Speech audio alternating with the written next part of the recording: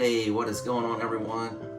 And in today's video, we are discussing, does Jesus have instant transmission powers? Let's find out. So this miracle takes place right after Jesus fed the 5,000.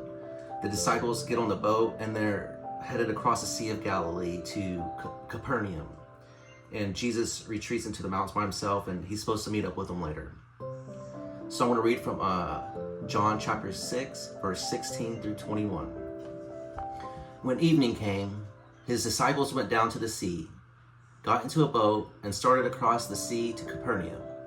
Darkness had already set in, but Jesus had not yet come to them. A high wind arose, and the sea began to churn.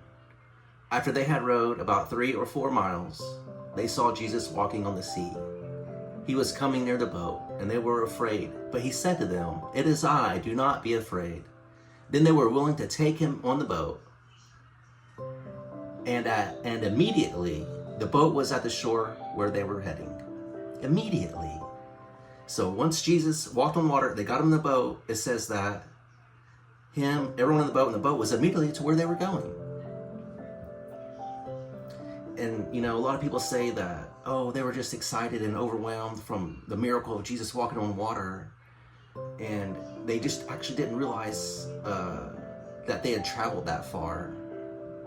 Or maybe it really wasn't actually that far, and when the storm withdrew, they were just already there and they just didn't realize it. But I don't think so, because if you do the research or just do a simple Google search, and you'll find out that the Sea of Galilee was actually like about 8 miles wide. And we know from the scriptures that they were already about 3 or 4 miles out. So, and there was a huge storm coming, and they were going into the wind.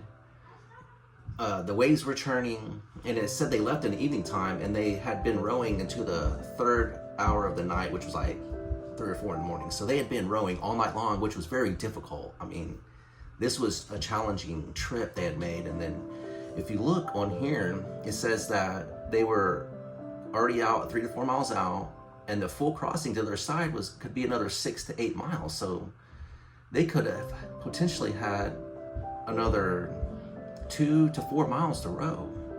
And me personally, I would think that if you had another 2 to 4 miles to row in a storm, that you would remember that, and you wouldn't have recorded down whenever he wrote the book. John wouldn't have recorded down that whenever he got Jesus into the boat, we immediately appeared to where we were going.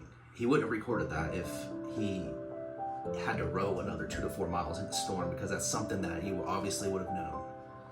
But this is a lot of theologians and experts count this as a miracle. I think it's a miracle. It's my favorite miracle. Let me know what you think in the comments, and what is your favorite miracle? And keep in mind, the mystery is written, but not yet finished. Stay strong.